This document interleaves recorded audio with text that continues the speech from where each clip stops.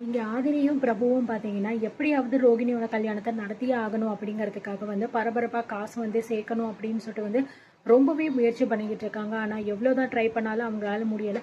கொஞ்சம் நஞ்ச காசுனா கூட அவங்க சரி அப்படின்னு சொல்லிட்டு ஏதாவது ஒண்ணு பண்ணிரலாம். ஆனா ரூ. 10,00,000 வந்து இம்மீடியட்டா வேணும் அப்படிங்கிற மாரி இருக்கிறதுனால, அவங்க எவ்வளவோ தூரம் முயற்சி பண்ணிக்கிட்டு இருக்காங்க. ஆனாலுமே ஒரு சில பேர் தரேன்னு சொல்றாங்க, தரலன்னு சொல்றாங்க. இந்த மாரி மாத்தி மாத்தி நெறைய விஷயங்கள் வந்து போய்க்கிட்டு இருக்கிறதுனால, இங்க பிரபுவுக்கு என்ன பண்றதுன்னே தெரியல. பயங்கர டிப்ரஷன்ல வந்து போய்க்கிட்டு இருக்காரு பிரபு.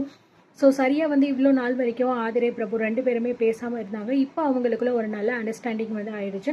ஸோ மாப்பிள்ளை வீட்டுக்காரவங்க வீட்டுக்கு வந்தப்போ வந்து ஓவரா வந்து இந்த சத்யா வந்து பேசி ஆதிரை கையால நல்லா வந்து அற வாங்கியிருப்பா.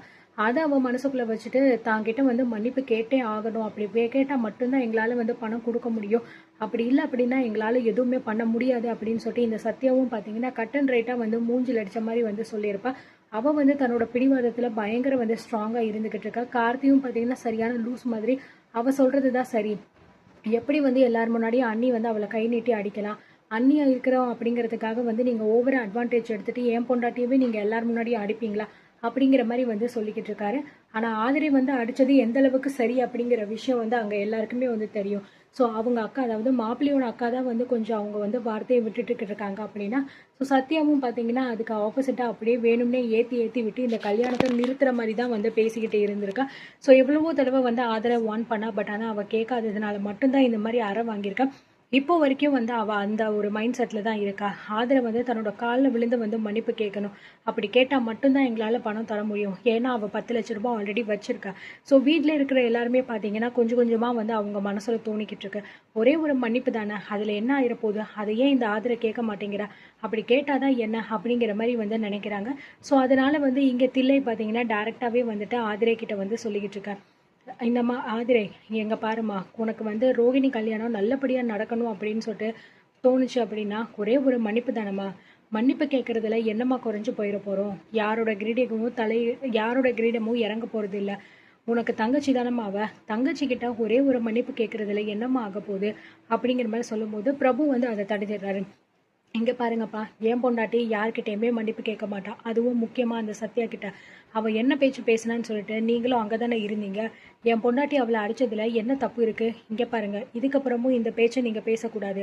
ரோகிணியோட கல்யாணத்தை எப்படி நடத்தணும் அப்படிங்கறது எங்களுக்கு தெரியும். பணத்தை நாங்க ரெடி பண்ணி தரோம்.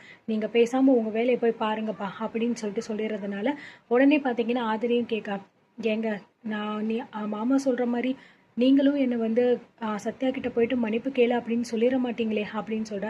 கண்டிப்பா இல்ல அதுல. எந்த விஷயத்துல வேணாலும் நான் உன்னை விட்டு கொடுத்து போயிருக்கேன். ஆனா இந்த விஷயத்துல கண்டிப்பா யார் என்ன சொன்னாலும் சரி, நான் உன்னை விட்டு கொடுக்க மாட்டேன். நீ எந்த தப்பும் பண்ணல. அந்த சத்யா கிட்ட போயிட்டு நான் மன்னிப்பு கேட்க நான் விடவே மாட்டேன் அப்படின்னு சொன்னதுனால ஸோ ஆதிரைக்கும் கொஞ்சம் பாத்தீங்கன்னா மனசுல வந்து தெம்பு வந்துடுது.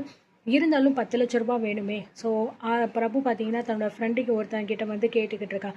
இல்லைன்னா துபாயில் ஏதாவது வேலை இருந்தால் கூட சொல்லுடா, நான் அங்கே கூட போகிறேன் அப்படிங்கிற மாதிரி சொல்லிக்கிட்டு இருக்கா. ஆனால் ஆல்ரெடி அவர் பார்த்தீங்கன்னா துபாயில் வந்து ரொம்ப பெரிய வேலைலாம் பார்க்கல. ஸோ ரோட்டில் தான் வந்து வேலை பார்த்துட்டு அவ்வளோ தூரம் கஷ்டப்பட்டு உழைச்சி இந்த அளவுக்கு வந்து முன்னேறி இருக்காரு. அதே மாதிரி வந்து பிரபுவும் போகணும்னு நினைக்கிறாரு. ஏன்னா அவரோட கவர்மெண்ட் ஜாப் இதுக்கப்புறமா அவருக்கு வந்து கிடைக்க போகிறதில்ல. அது அவருக்கு உறுதியாகவே தெரிஞ்சிருச்சு.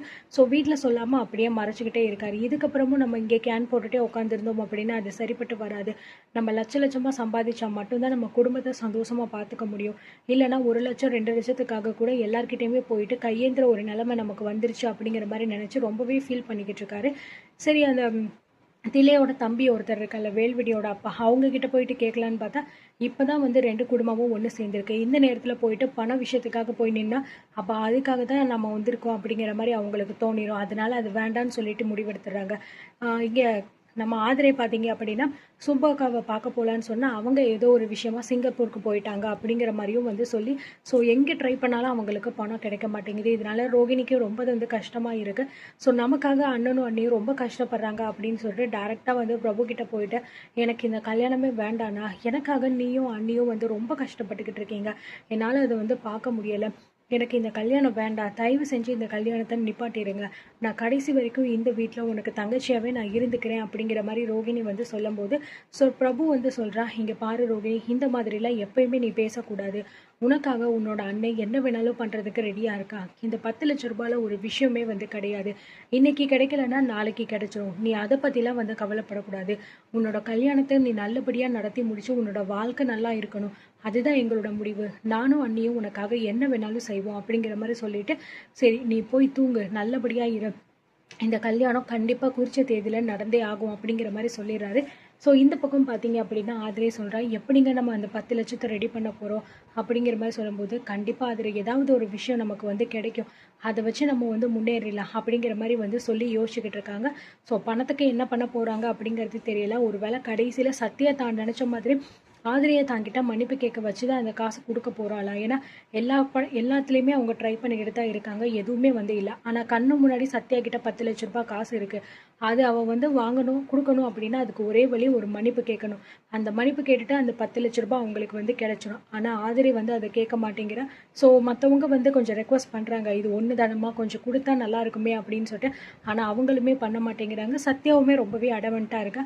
ஸோ ஆக மொத்தம் இவங்க பணத்துக்கு என்ன பண்ண போகிறாங்க, யார்கிட்ட கேட்க போகிறாங்க அப்படிங்கிறத நம்ம பொறுத்திருந்து பார்க்கலாம்.